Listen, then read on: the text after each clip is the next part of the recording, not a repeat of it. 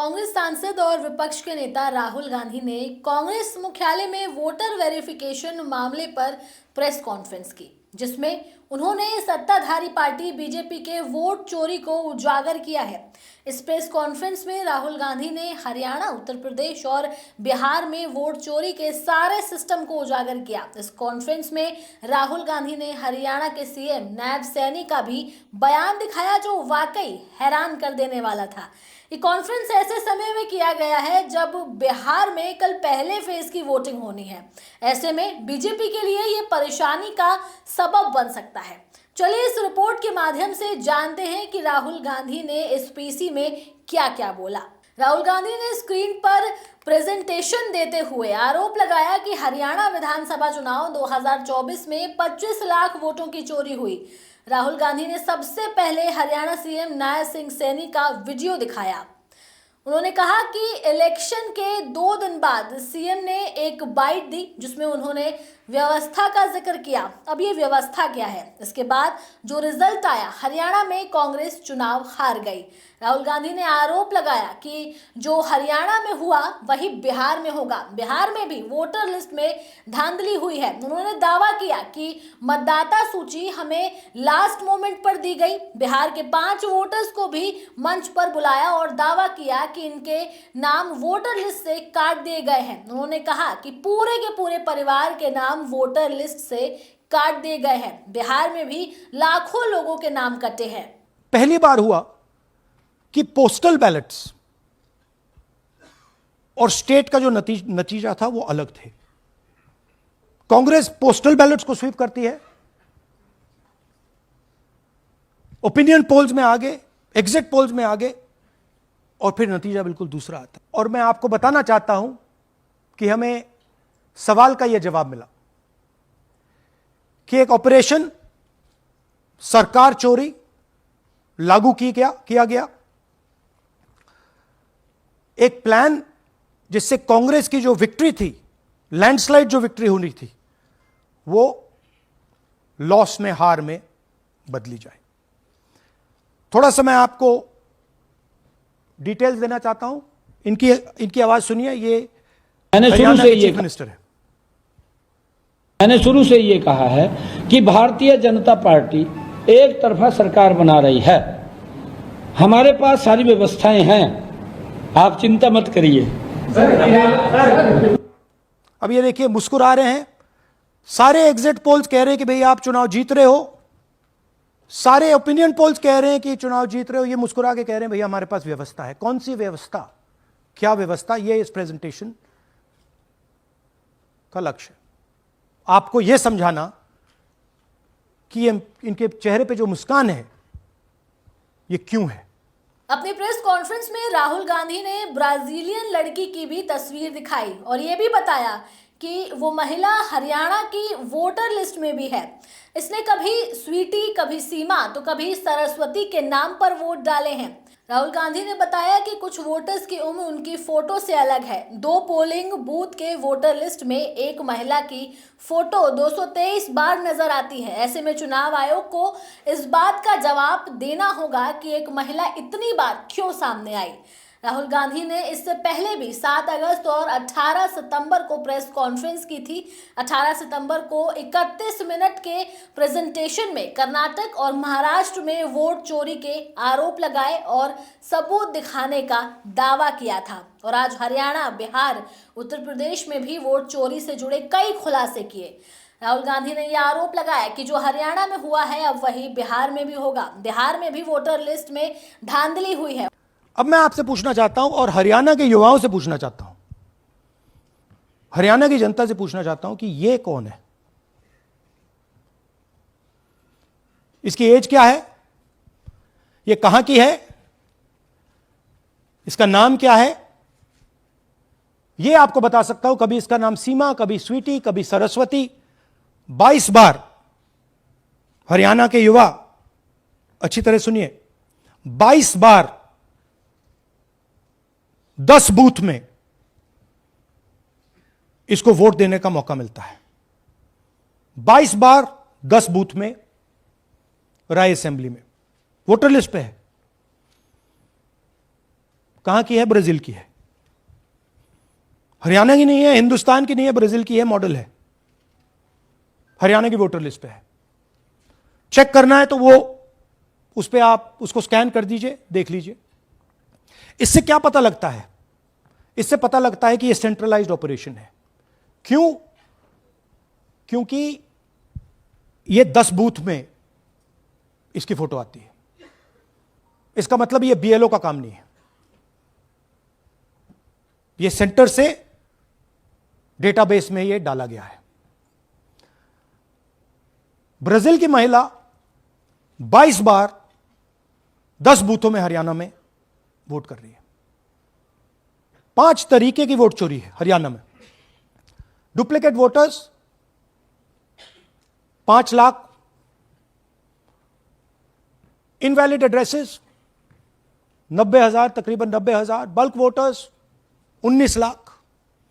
और ये जो आखिरी हमने खाली रखे हैं, misuse of form 6, misuse of form 7, ये एडिशंस और डिलीशंस हैं। महादेवपुरा के प्रेजेंटेशन के बाद इलेक्शन कमीशन हमें ये फॉर्म नहीं देती। महादेवपुरा के टाइम उन्होंने गलती कर दी, हमें मिल गई, इसलिए हमने वो आपको दिखा दिया।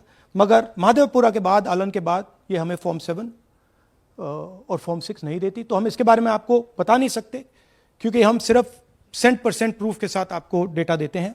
अपने प्रेस कॉन्फ्रेंस में राहुल गांधी ने इलेक्शन कमिश्नर का भी जिक्र किया, जिसमें उन्होंने कहा कि इलेक्शन कमिश्नर का कहना है कि हाउस नंबर 0 उनका होता है जिनका कोई घर नहीं होता।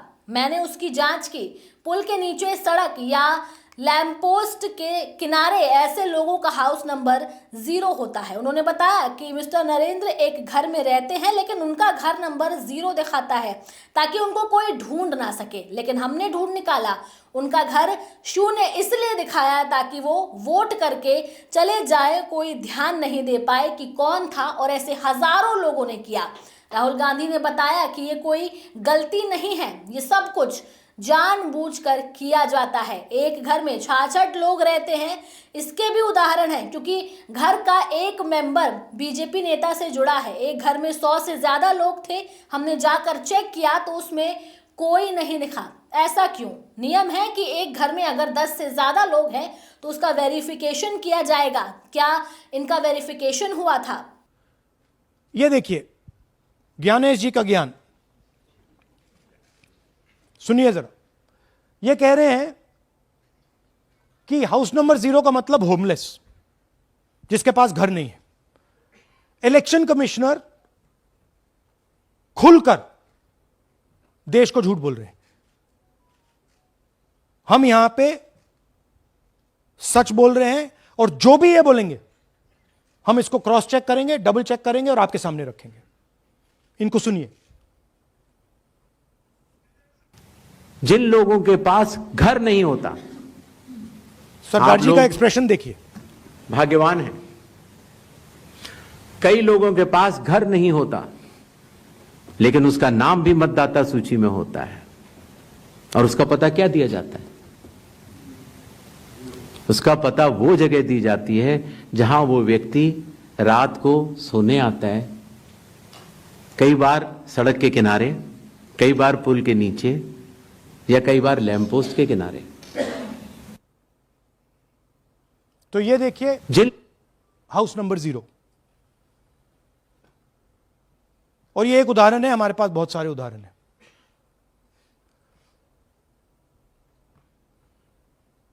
थोड़ा जूम इन कीजिए। नरेंद्र जी हैं ये इनका घर है।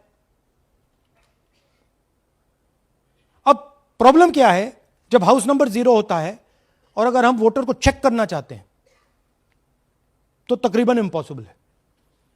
हमने इनके गांव में किसी को भेजा, लोगों को भेजा, फोटो से वेरीफाई करना पड़ता है, ढूंढ ढूंढ कर ये है।